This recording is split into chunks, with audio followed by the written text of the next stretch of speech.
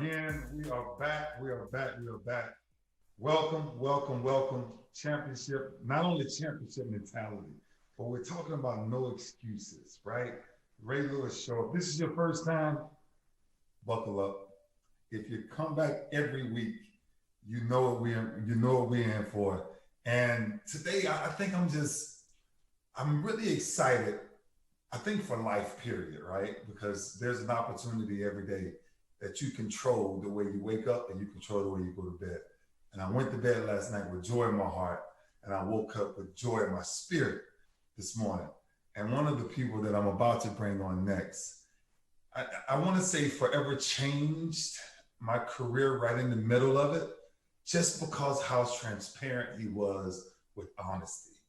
But I'm talking about one of the greatest warriors to ever play the game, one of the greatest students to ever play the game. And he was my childhood hero growing up. He was the one that I wanted to figure out how to do exactly that. And he's no secret, but his eyeballs always told the secret, right? It's his intensity in his eyes. And without further ado, I want to bring on not only friend, not only brother, not only coach, not only mentor, but a man that I truly appreciate, the great Mike Singletary. Coach, how are you doing this morning? I am blessed. How are you doing? I am doing amazing. It has been too long. I have not seen your face. It's been a little while. It's been too long. Been running around a little bit, both of them. Yeah, you running around a little bit. Coach, listen, I tell the story all the time, and I kind of want to go a little bit in reverse, right, before I go to your career. But there's a moment that we had, and it was a moment on the sideline. And I tell people this all the time about my leadership when it changed for me. Remember playing the Jets, right? I come to the sideline and you grab me from the sideline and you look at me, and this is recorded, and you say to me, Ray, you can't speak to people like that. You can't react like that on the football field. You have to be in control. If you don't like the call, we come to the call.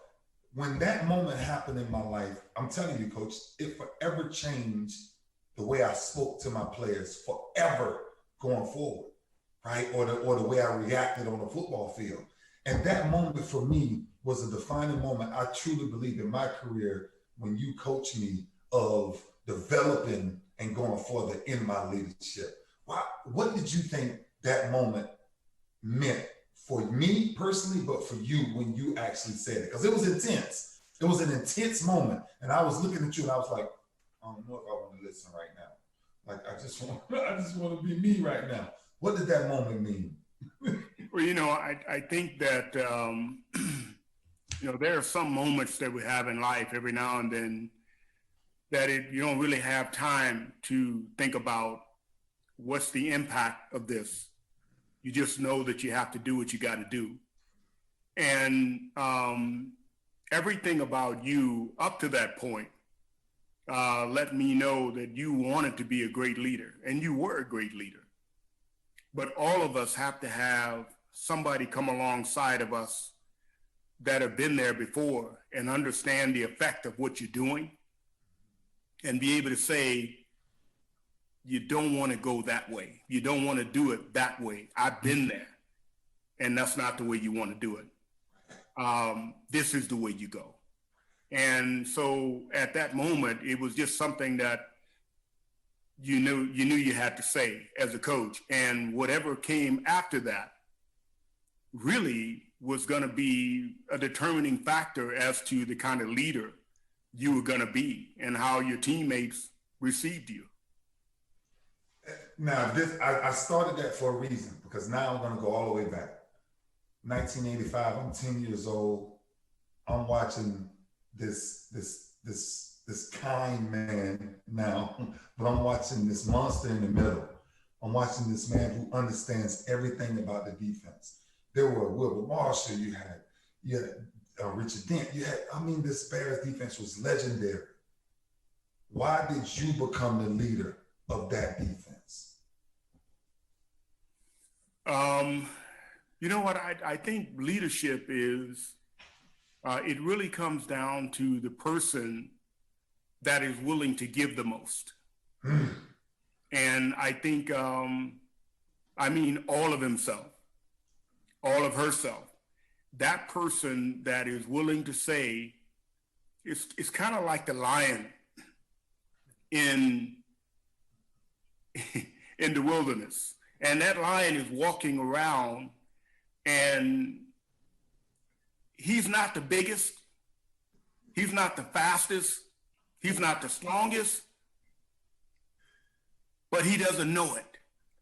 But he's willing to die and give his life for everything that he believes that he's in charge of, that he's in control of.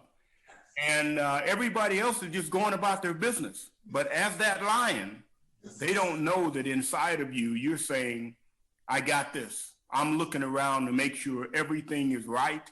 I'm not going to let anybody rise above the other. I'm not going to let anybody put anybody down.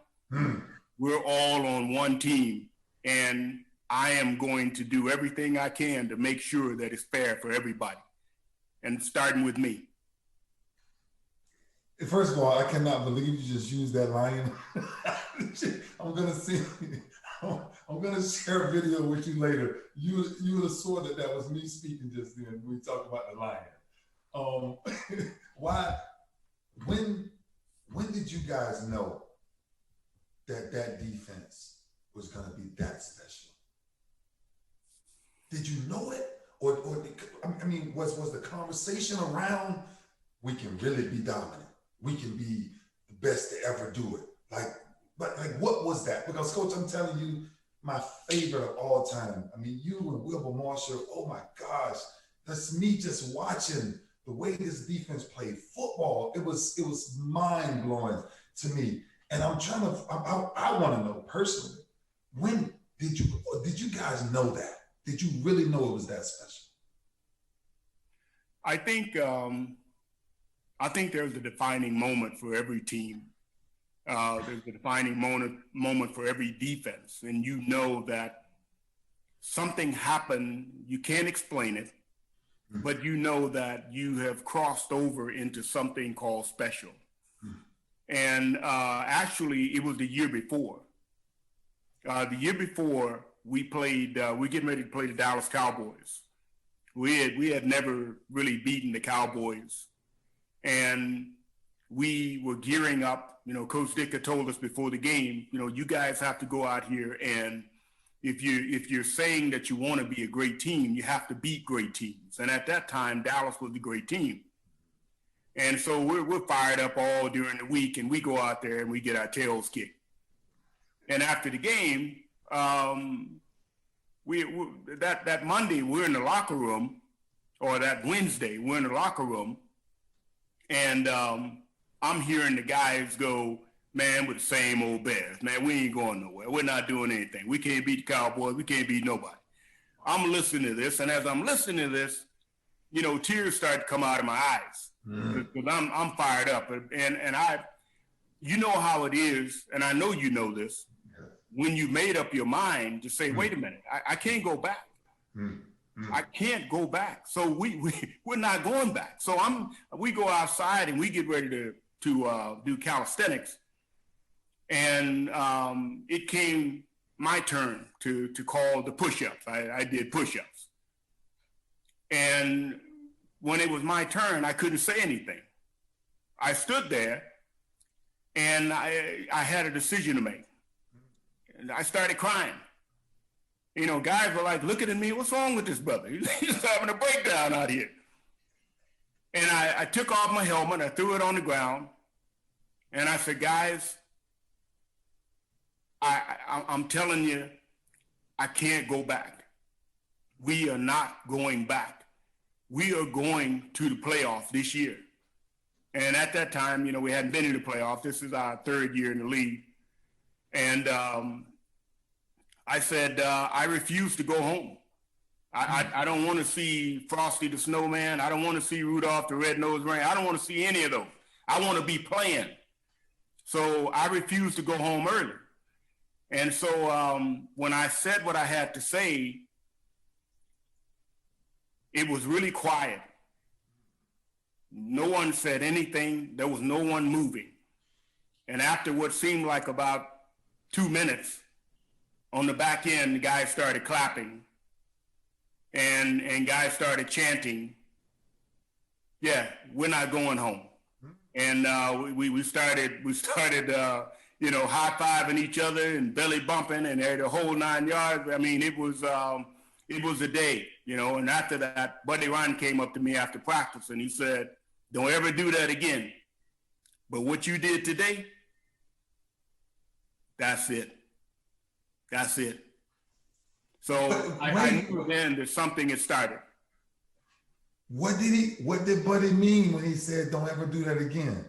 He was saying, don't make it a habit. Every week you come out, you got another speech. Don't be a speech maker. And that was my first time ever doing that. We said, "Now don't come out here next week doing the same thing." You said, "Make sure that what you said today, you see it through. Make sure that every little thing, you see something wrong, make it right. But Don't become a speech maker. Say what you got to say and then start doing it. Make sure everybody around you is committed to that." And from that time on, that's what I did. Coach, you was not the biggest. You weren't the fastest. You weren't the strongest. I mean, you have something very similar. But you became the leader of that defense. I want to know personally, I'm going all the way back to my childhood days right now. I want to know personally, what was 2 or 3 things that you truly believe made Mike Singletary great? Like, what made Mike Singletary the epitome of how do you play the middle linebacker position? I think, in all honesty, I think it goes back to my childhood when I first started playing the game. And the coaches were telling me I was too small and it was going to be hard for me to play middle linebacker. I needed to play safety or something like that. And, I'm lying in bed at night, and I really like middle linebacker. I really like that. I didn't want to stop playing that. And I would get up maybe midnight, 1 in the morning. I'm going outside, and I'm looking up at the heavens, and I'm saying, "Lord, if you give me the strength, if you just give me the strength to never, ever quit, I am going to take every play like it's my last. I will never quit on you. And I'm asking that you give me the strength to do it every down. I will never, ever quit." So that was the commitment. Yes. That was the commitment to being the best that I could be on every play. I don't care if the ball was thrown 50 yards downfield, I'm turning and I'm running full speed. And so I had to learn how to not go full speed every minute that I was on the field. And I had to learn that in high school and college. Me and you. You're going to kill yourself. So that was it. And you okay, so I'm telling you, it's when you speak, it's like I'm hearing myself speak, because it was the exact same thing, right? Safety position, everything. Your study habits started when? When did you know the key to the middle linebacker position was knowing everything about every position, every player, every defense, everything? When did you know that was the key to making a defense great? Because we are truly, right? We're the quarterback of the defense, right? We are the brain of the defense, and we have to keep all of the pieces together. But a lot of people from the outside, they don't understand what that takes. When did that change for you from a studier? When did you say, "I got to know everything"? I remember talking to Buddy Ryan in my second year. Yeah. And Buddy had never had a middle linebacker play on third down. And I said, "Buddy, in order for me to do what I need to do, I got to play on third down." And this was after my first year, and I'm going home for the summer. And I said, I got to be able to play every down in order to accomplish what I need to accomplish in my career. And he said, well, Samurai, I'm sorry, son. I mean, you got too many responsibilities. And I can't have you on, thinking about what we do on third down as well. And I said, well, what if you did? What if I did play third down? What would it look like? He said, stop asking me because you're not going to play it. Just let it go. We don't need to talk about it. And I said, I know what you're saying, but what if I did? What would that look like? And he said, look, right. And at that time, I weighed like 235. Mm-hmm. And Buddy said, you got to get down to like 225, 226. And, so you can run with these tight ends and running backs and even receivers on third down. Yeah. And I said, what else? And he said, look, let's just stop the conversation. So I said, okay. So I went home that off season. I came back and I was 226 when I got back. Mm. And he said, why'd you get down to 226? I said, I just felt I needed to. And I started asking for third down stuff. And I started going down working with the receivers. He said, why are you doing all that? I said, I'm just trying to get better. About the third game of the season, our linebacker that was playing on nickel got hurt, and I ran in. I studied the third down. I knew third down. I was ready to go. Buddy was cursing everything that he could. Get back on the sideline. I'm not coming out. I'm not coming out. And so I played and I made plays. And mm-hmm. after the game, Buddy was really, he was ticked. But at the same time, he said, you did all right. So that Monday, I started to ask him about how do I look at film? And Buddy said, son, you just got to look at film. I can't tell you how to look at film. You just got to look at film. So I said, well, can you tell me something? No, I can't tell you anything. You got to look at the film until the film says something to you. And I said, that's the stupidest thing I ever heard of. Look at film until the film says something. So I went home and after a few weeks, I was really frustrated. Mm-hmm. And because I was looking at film, but it wasn't saying anything to me. And one of the coaches came in, his name was Jim LaRue. And he said, Mike, he said, I know you're frustrated. I'm looking at film. I got tears in my eyes. I'm sitting there trying, man, this film, it doesn't make any sense. I don't know why I'm looking at it. It doesn't make any sense to me. And he said, but if you keep looking at it, mm-hmm. one day it's going to say something to you. Mm-hmm. The light is going to go on. Mm-hmm. And I'm thinking, now he's talking crazy. It didn't make any sense to me. But I kept looking at it and I kept looking at it. And finally, one day, I just made up my mind. You know what? I'm going to look at this until it says something. I'm sitting there maybe 4 or 5 hours. I'm just looking at the film. I'm looking at the same film. I mean, it's like 4 or 5 hours, and I'm probably just getting past the first quarter. And nothing is happening. And all of a sudden, I go, wait a minute. Yes. I run it back. Yes. And I go, wait. Let me run this back again. And I start seeing some of the patterns that they have. When the tackle's coming out, yes, that foot is a little bit longer, that further back, and it's like, wait a minute, that foot is normally even when it's a running play or just inside that insole, but on third down, on passing situation, that foot is like 2 to 3 yards back. Sometimes it's 4 or 5 yards back. So I'm like, oh man, wait a minute.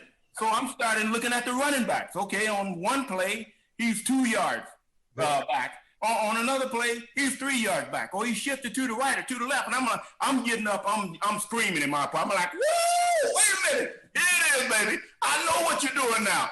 And so the film came alive. The film came alive, man. But, and that's why when guys ask me, well, Coach, how do I watch film? I say, you got to watch it until it speaks to you. I can't tell you how to watch film. You got to watch it until something says. But, the problem is the time that it takes. Yes, sir. To really be committed to watching film. Yeah. A lot of guys will watch film and say, Coach, I watched this game, I watched that game, I watched that game. And I say right now, you know what? You didn't watch film. I did watch film. No. You didn't. You watch film to tell me you watch film, but you didn't watch film to learn it. You can't tell me anything about what you watch. Yes. I said, now go back and look at the film and come back and tell me something that you didn't know when you turned it on. Yes. So to me, that is really what it comes down to, the quality of time that you're willing to put in to watch the film. I mean, imagine when people ask me, why were you so excited when you were playing? I said, it's like an open book test. When you get ready to take a test and you know the test, oh man, you're like, I can't wait. I'm dreaming about this. I'm gonna kick the crap out of this test. But when you're not ready, you're like, how long do we have to take the test? How long is it? Or what chapters was it on? But when you know the test, and that's like a game, man. When you know the game, you know what to play. If you know 90% of the time where the play is gonna go, do you not get excited about that? Wow. Oh yeah. Oh yeah. Man, I'm telling you, as many conversations we've had, 1998, 97, 98, I'm telling you this, the exact same conversation I had with Marvin Lewis. And I said, Marvin, you're asking me, a brother of ours in the Hall of Fame, Damani Dawson, you're asking me to beat Damani Dawson, and I'm telling you, I don't know how to beat Damani Dawson. And he keeps saying, go watch film. The film will speak to you. I said, well, I don't watch film. I don't watch every piece of film, and there's nothing I see that it just doesn't hit. This is exactly what changed. You just said, I watched when I played Damani at 5 yards off, and Damani was so good and athletic to climb up that if I played him at 5, I gave him his angles. But if I played him at 3, I got to him quicker. Yeah. I can get off. Yeah. I came back to practice the next day, and he was like, why you jump over 3 yards? I said, listen, this is not Damani in practice, but I'm gonna act like it's Damani, right? And I went to that, and coach, I'm telling you, I jumped up on him, and we played Pittsburgh, and I never forget it. We played Pittsburgh, and I jumped up on Damani, and I hit him real quick, and I was like, ooh, wait a minute. They done gave me the secret. But then what you just said was because it was the quality of time. And I tell people this all the time. They say, wait, come teach me how to watch film. I say, I can't teach you how to watch film. You have to watch film until film starts to talk to you. And it will talk to you. But it's the time invested into it, right? You can't be distracted. You have to be totally dialed into what that film says. And this is why I'm telling you, coach, this is why I love doing this, right? Because your greatness is one side of life, but your commitment to your greatness is what made you great, right? A lot of people talk about being great and being talented and all these things, right? Me and you had the same thing, right? Oh, he's not the biggest, he's not the fastest, he's not the strongest. One of the things that you just said, and I'm telling you, forever changed my life. When I came into the National Football League, the one thing I said, I'm never leaving the field. I don't care what position, I'm never leaving the field. I will be a 3-down linebacker, a 4-down, 5-down, whatever we got to do. Oh, yeah. Right? And it was the same thing. How do you run with tight ends? How do you run with running backs? So I did the same thing you did. I go work out with the tight ends. I go work out with the wide receivers. I'm the first one to jump up there. You know this when we used to go against running backs. I'm up first. Beat me. If you're going to beat me, beat me. Now, you giving me the film study side. How important in your career was self-study? How often did you go back and critique yourself? Because I'm going to spin it, and then I'm going to go to our relationship that I think it was mind-blowing when we finally got together. But so how important was that self-study? Once you start as a player to begin to gain notoriety as someone who is really studying, I remember after my 3rd year in the league, I was coming downhill really fast. Mm-hmm. And, guys were like, man, y'all blitzing every play. No, we're not blitzing. We're playing regular, but I just know what the play is. And so what happened is that next year, they started running more counters. And they started running more misdirections. And it was frustrating to me. It kind of sounds like Lamar Jackson this year, playing quarterback. Man, they know everything I'm doing. You know what? You know, so no, you just got to go deeper. You know, but it was like, wait a minute, buddy, what's happening here? I'm going downhill, but you know, they're beginning to use your strength against you. And so now, you know, when we start talking about shuffling, now you really got to start that shuffle. You got to get into that shuffle mode. And I'm like, oh man. So now I really had to learn how to dance when you're going through those bags and you're going through, you can't just fly downhill, because now they know when you know that it's a run. And when you step up 3 yards, like you were talking about, when you step up now, you're 3 yards up. Now you move. When you move, that is used against you, because you take a step up, and now they got you because you're already committed. So that counter play is going to work. It's going to be hard for you to make that counter play or the misdirection play. So, wow, I really began to learn that maybe I come up 3 yards, and as the quarterback gets in his cadence, I need to get back a half a yard or maybe another whole yard, and still find that sweet spot where I can still do what I was doing. It may not be as quick as I was getting there before, but I'm not going to get beat by the counter play. I can cover myself. So that's when I really started, and really comes into play when you're covering tight ends and running backs, being able to know their moves, being able to know what they're looking for from you. You know, normally I'm going to try to get my hands on them early. And if you're covering a really good tight end, they're looking at you, they're looking at your moves. Well, I know he's gonna try to come and get me early. So that first jam he's trying to get, boom, I'm gonna overlay him and I'm going. And now I'm behind. So it was always, you know, the better you get in the game, the more time you have to spend, because they're always looking at you. Once you gain some kind of attention and notoriety or whatever, now they're studying you. And if you don't do a good job of self-scouting yourself, then you're going to get in the game and they're going to be laughing at you, because you're going to be very frustrated as a player because you're not getting there and you're wondering why. And they're using your strength and making it a weakness. It's the one thing I think forever changed my game is when I started to self-study the most, because of that reason that you said. Because I read so fast, you know this, and I'm gonna fast forward because there was a conversation that you had before you became my coach. There was a conversation you had with yourself about what you thought I was gonna be like before you coached me. And this is gonna go into the pop, right? So give me that conversation, because that conversation leads into self-study. And what was that conversation when you got hired as the Baltimore Ravens linebacker coach? You getting ready to come coach me. I ain't gonna put words in your mouth. What did you think? What was the first expression came out your mouth? What you thought? And then we'll go into it from there.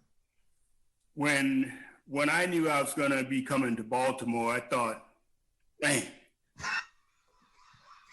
I go to Baltimore, I got to deal with Ray Lewis. This brother gonna be talking. He's gonna know everything. He's gonna be, Coach, I know. I got it.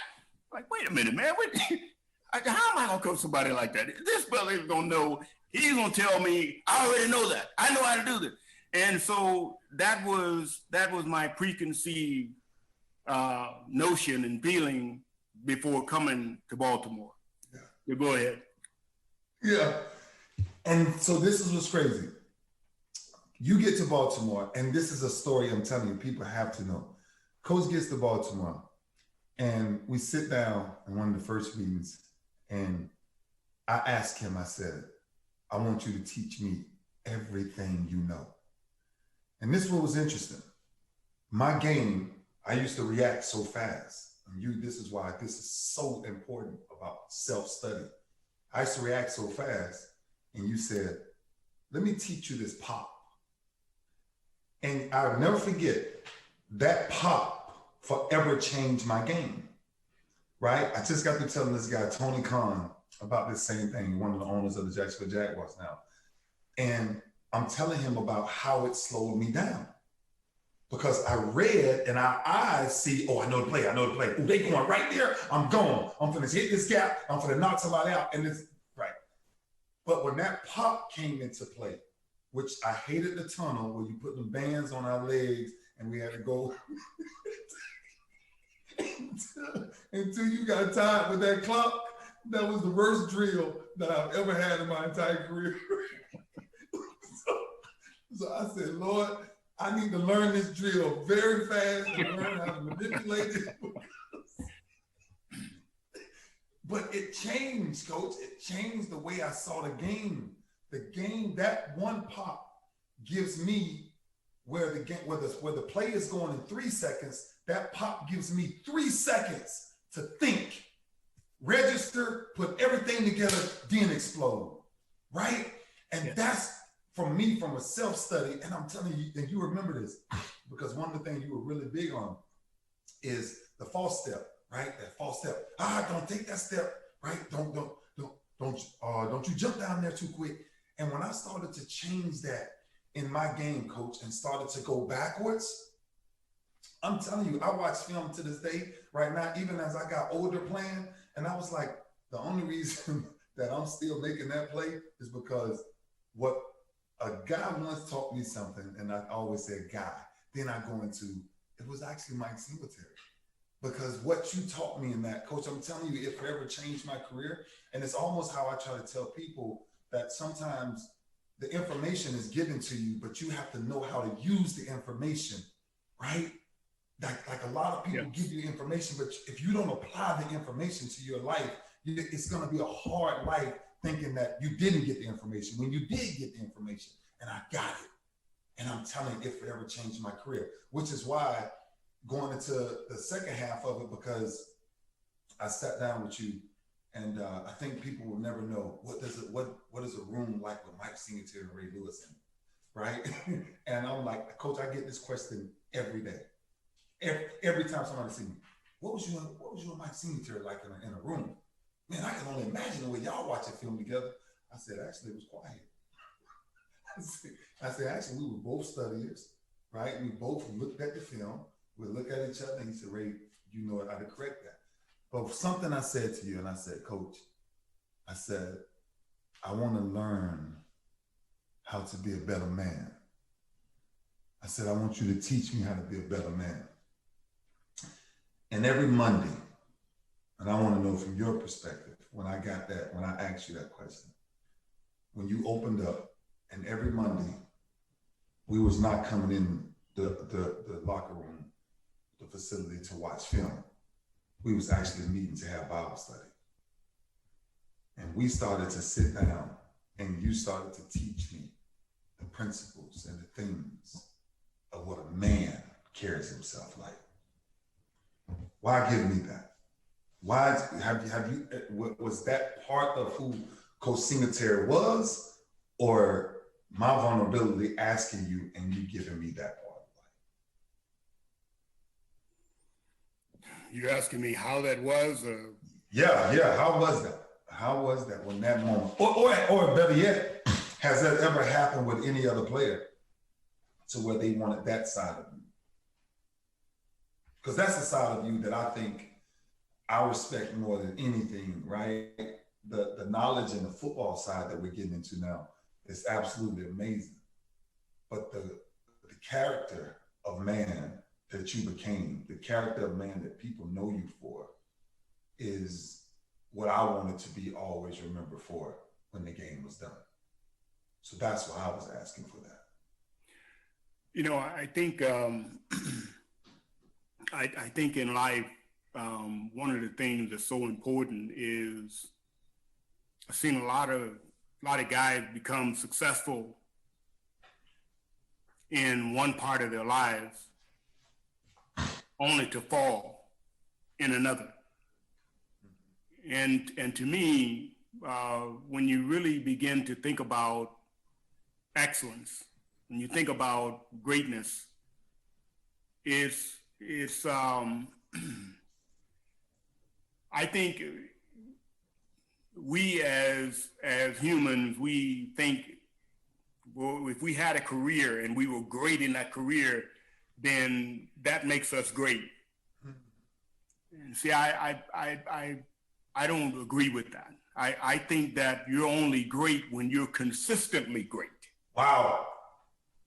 When you're consistently great, and that's why consistency is one of my favorite words, because as we go through life,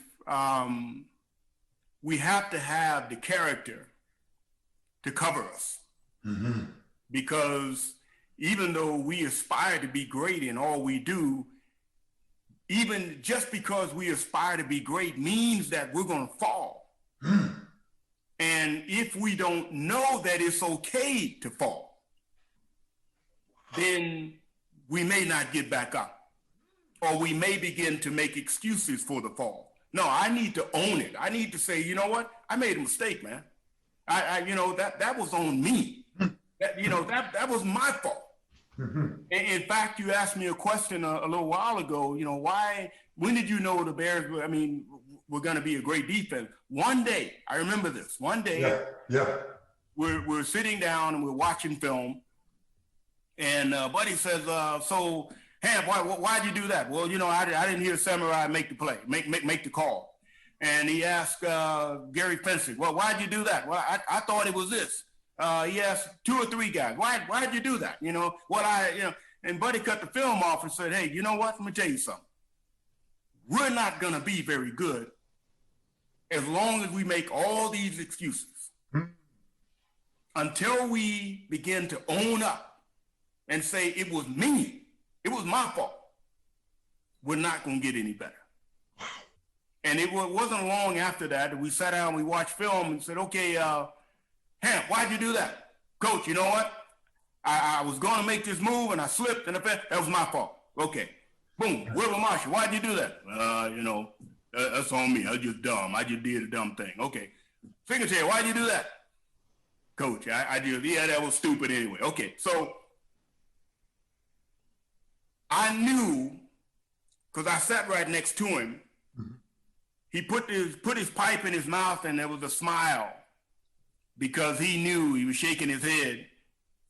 Something just happened. There's nothing like ownership. Yes. When you begin to take ownership for why something didn't work a certain way, take ownership, man. Own it. Yes. And when you do that, then and only then do you have a chance to even talk about being great. See that, and this is why I wanted that conversation. I didn't want to be selfish with it, but I did want to be selfish with it, because I wanted that time with you alone. And I'm telling you, Coach, like, iron sharpens iron, right? We understand that, but I'm telling you, it's man sharpens man. And I live through life now on the second half of our life. I took every principle. I was a sponge to every coach that I had. And they always say, well, who was the best? And I said, I had so many. There's not necessarily a best, but some of the things I learned is what you just said. I learned how to be consistently great at the quality of time that I put into my and our craft.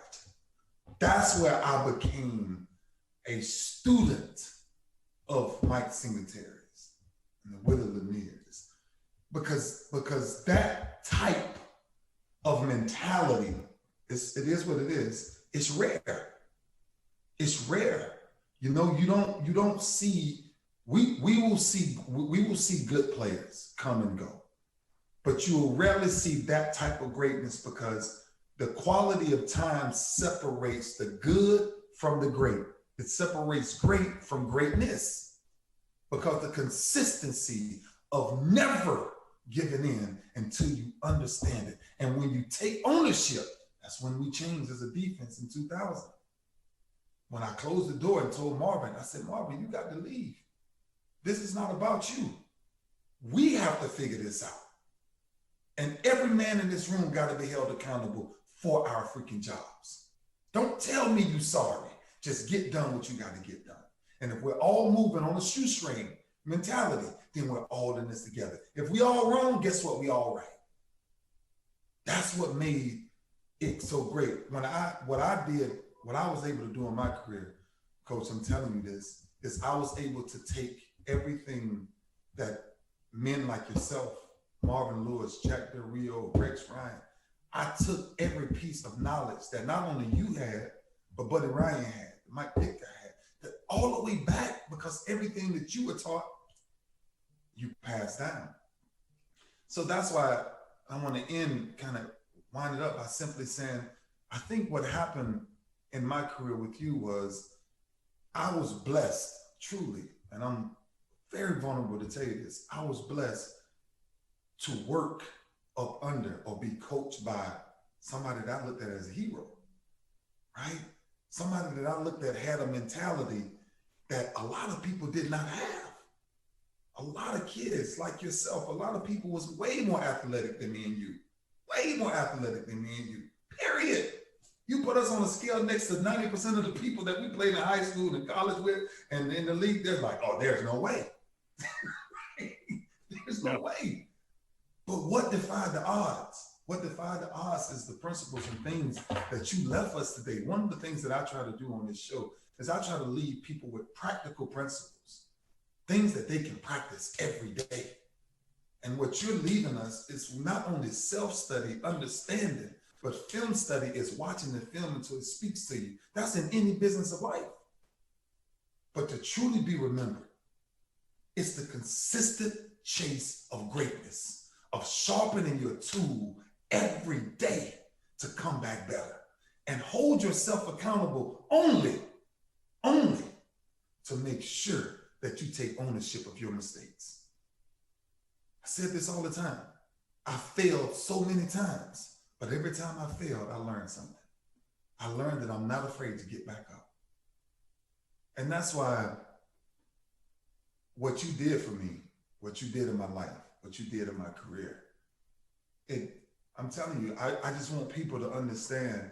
People look at our careers and they say, oh man, he was amazing, he's great. There's somebody in your life that said something that maybe you missed. Coach, I didn't miss it. I really didn't. And everything that I practice to this day are principles that men like yourself has passed along, and I was a sponge enough to get it. I just think, honestly, I think this thing that we're doing, this is why I'm doing it. We need to do more of this because kids don't understand it no more. The essence of you're great now, but to join the company of greatness, it takes a lot of isolated time. That's the quality of time you're speaking about, right? And that's the information that we have to be bold enough to get out. So, Coach, I cannot thank you enough. You are absolutely amazing. I could talk to you for the next 2 hours, but we want to make sure, right? Because I learned something every day, and now I learned why I teach the way I teach. Since that day on the Jets sideline, I've never raised my voice again unless it was passion, right? That when I spoke to another player. Never. Pittsburgh, 3rd down and 23, Darius Webb. You don't give up a 3rd down and 23. Not in the cover 3. He gave up a 3rd down and 23, cover 3 in Pittsburgh. Oh my gosh. And I remember sprinting down the field. And the only person's voice I could hear speaking to me is your voice in my head, saying, Ray, your voice carries. You can't speak to people like that. And I ran down the sideline. He was like, I'm so sorry. Ray, I'm sorry. I said, don't be sorry. We all make bad plays. but you will show me who you are by what you do the next play. Now he became one of the he became an animal out there on the football field, but it's a credit to you on what I learned from you. So not only thank you for joining the show, thank you for pouring into me. Thank you for spending that a long time with me. Thank you for giving me that pop, because that pop, it forever changed my career. It really did. And the way that I studied film and the things that we did. And Coach, I appreciate you, man. We'll be talking some more. But you are a blessing. You are the man that I knew in 1985 when I was 10 years old without a father. I was looking for somebody to mimic. I was looking for somebody that had that it factor. And you said something about the lion, and I'm gonna leave you with this. Yeah, he may not be the biggest, the fastest, or the strongest, but I promise you, when you come up, you better bring everything with you to deal with him. And that's the way we played it. Amen. The great Mike Singletary, my coach, my brother, mentor. I thank you so much, Coach. You're absolutely amazing. Thank you, man. Thank you for joining the show. I got so much knowledge. I have to, Courtney. We're gonna have to figure this out, team. We got to figure this out, how to distribute all of this, because this is too much content, and it's too great of content. And you're amazing, and your energy is just like mine. And so, poof, man, we may need to go on tour. Let's just take the thing on tour. Let's just go on tour. All right, my man. Well, God bless you. Great to see you. Take care. Absolutely, Coach. Thank you, man. All right. Bye-bye. You know what? It's hard to explain when you were a kid at 10 years old and you saw someone and you wanted to be like them. And I always say this, that God's timing is perfect. And what was interesting was, it was when he put Coach Singletary in my life that forever changed my path. It was men like him that came in my life that I inspired to be like. And I want you to remember this going forward. There's somebody in your life that is not a yes person. That's the person you got to hold on to. That's the person that's going to lead you to being the person you need to be. It doesn't get any better. I'm going to check in with my guy. Championship mentality is coming up, but I'm just telling you, my week has been absolutely insane. I've been doing things that I don't know if I should have been doing, but I was doing it. and now I'm gonna jump in real quick because my coach just jumped in. And man, let me tell you something, brother. Mike Singletary, let's go to championship mentality. I got to get the championship mentality. Coach Sanders just came in. Coach, let me tell you something. Me and Mike Singletary, brother, when I tell you I am blessed, when I tell you my spirit is full, when I tell you the things that we just shared, man, was absolutely incredible. And what's crazy, you know, God is everything, right? And what's crazy, bro, is we're talking about the exact things we were talking about. The importance of self-study and good study habits, brother. How you doing, man? Good to see you, Coach. Good to see you too, brother, and welcome everybody again, man. First of all, I just want to say thank you to all of our group, man, that's been following us, man. We see your comments. We've been getting your messages. And we even had someone last week talked about deadlines. When we were talking about time management, how important it is to have deadlines. So thank you, our team, for joining us. But as it relates to this championship mentality today with study, bro, I just think about even in the off season, when you were training for the first game of the year, how you were studying then. And even on a day that we kind of got a relaxing day today, you're like, nah, you know, I got to study for an hour and a half. And I'm in there, I'm watching film and I'm studying like I'm playing. But that's just how much studying you were doing. And for all of our, you know, listeners out there and our group out there, no matter what field of endeavor you're in, there's no secret, man. The more you study, the more you learn something, creating that study habit, the better you're going to be. Hey, look, you want to be a good trainer, you got to study the body, you got to study nutrition, you got to study so much. And it's almost like when we were kids in school. You know, when you made that C or that D on that test, you wasn't dumb. you just didn't study. You just didn't manage your time. Right. And it's the same way with life, man. There are plenty of athletes in this world that will show up, Ray, and they will be fast and they could jump high and they could bench 225. But the problem is they don't have good study habits. So you can be great athletically, but if you're not studying what the coach is giving you, if you want to be a good pilot, but you're not studying, you want to be a good wrestler, but you're not studying your opponent. You want to be a great teacher, but you're not studying kids and studying those things. So to me, as a part of this championship mentality, you can't just rely on what you know. You constantly got to be in a state of learning. That's so incredible, because if you think about formal education can make a living, but self-education can make a fortune. Wow. That's so you right. think about the people, right? So just think about that, right? Like, yeah, you can, go get educated and go do this. But when you take self-education and what you're talking about, the hours of film that me and Coach Singletary just got through talking about, I'm telling you, T, like everything that we're on, man, it's like this moment in time. And this is for all of our followers, because we get all of the comments and we're looking at people trying it. And people's like, wow, I'm really more aware now with my time and how I'm using my time. And thank you guys for bringing it up. So for the comments and everything, trust me, we're not going past them. We are reading them. But I'm telling you, success in life, T, comes from great passion and a desire for self-study. One of the things that I just listened to with Mike Singletary, and I asked him, how much self-study did he did? And do you know that same self-study that forever changed my career when me and you was together, and how much I started to study and understand that pop and understanding when that pop, I remember that. when that pop forever changed my game. And we are talking about this, bro. And it's like I'm telling people, and I'm telling somebody today, self-study. If you want to change your life, he said something about being great. Greatness is one thing, but consistently chasing greatness is what creates greatness. Consistently chasing greatness. You know, we grew up, man, and having an education and a degree was important in our household. That's what they wanted us to do.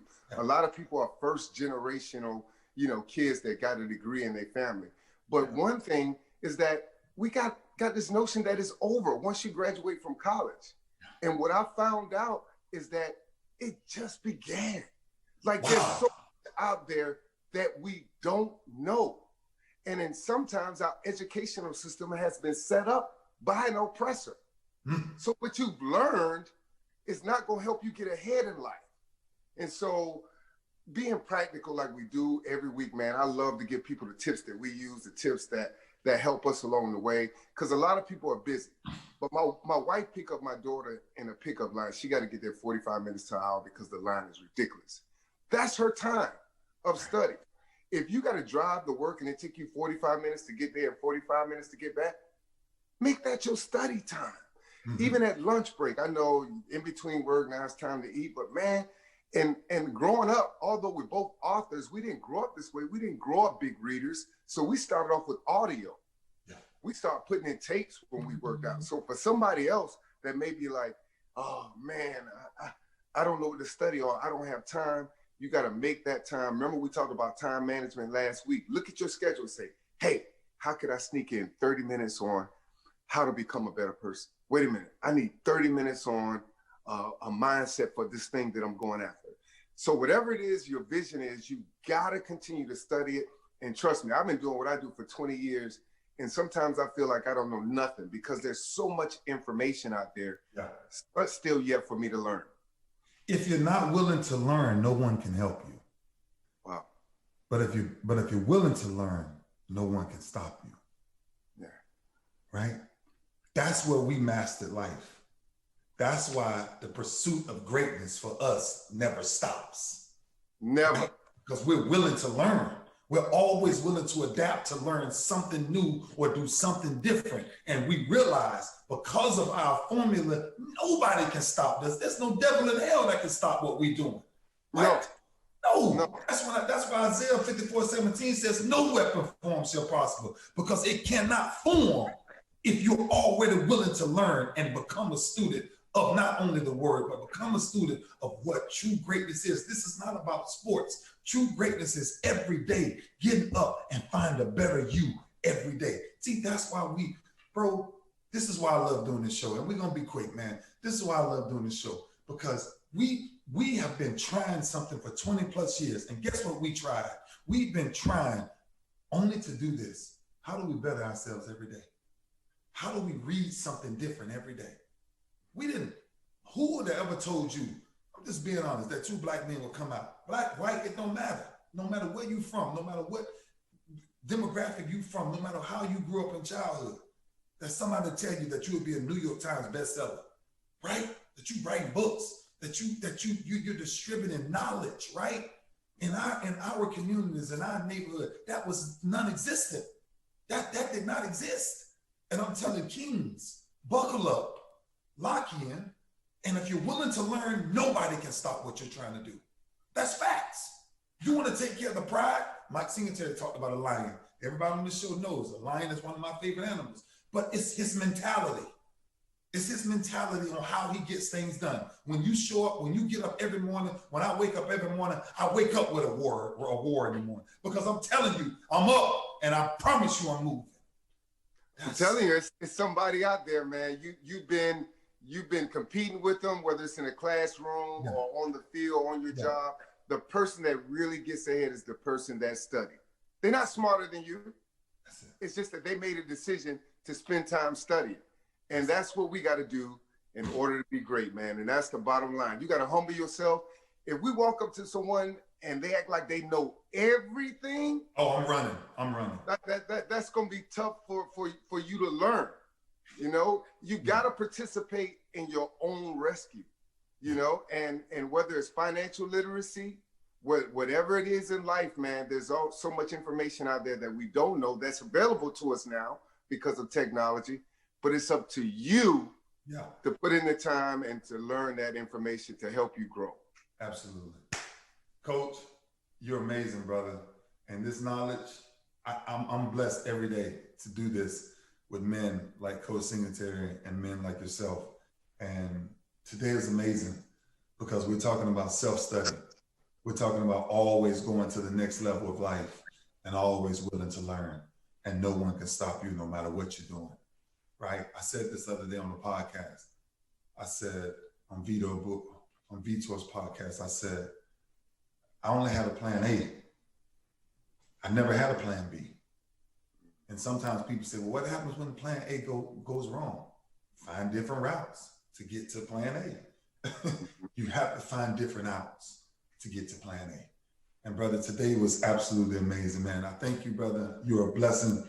Thank you so much, Coach. We'll talk soon, but this self-study, brother, I'm telling you, this is one of them we just got to sit back and not let this one go, because this is where we can educate people beyond education, right? Because I know sometimes we talk about sports, right? Yeah. And we talk about your study. You were known for your study habits. I mean, known for it.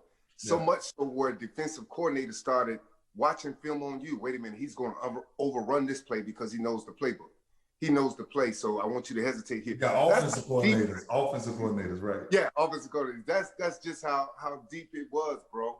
But that's just football. Even the word says, study yourself to show yourself approved. Study to show yourself approved. Yeah. And so, team, we got to study. Whatever it is you're working on, whatever your vision is, just know you got to continue to refine your gift. You got to continue to learn, be in a constant state of learning for the rest of your life. God bless you, brother. Championship mentality is available to any and everyone. Rounding up, it's simple. The only way to chase greatness, the only way to find greatness is you must consistently be chasing greatness. Self-study is everything. The quality of time that you put into it is more than that. But I tell you something that I got away from my takeaways from Coach Singletary and from Coach Sanders is that you can do anything you want to do in life, but it's up to you to get it done. Nobody is going to do it for you. Stop making excuses. Stop looking for everybody else. Stop spending all this time doing everything else that does not invest in you. You want to make a house concrete, you want to make a house stable enough, build a foundation. And the foundation is found in studying yourself. Self-study is everything. God bless you. Thank you for this week. I am blessed beyond messages listening to Coach Singletary, but this was absolutely amazing. No excuses. You know the rule. There are no excuses in life not to get better. Every day, find a better you. God bless you. See you next week.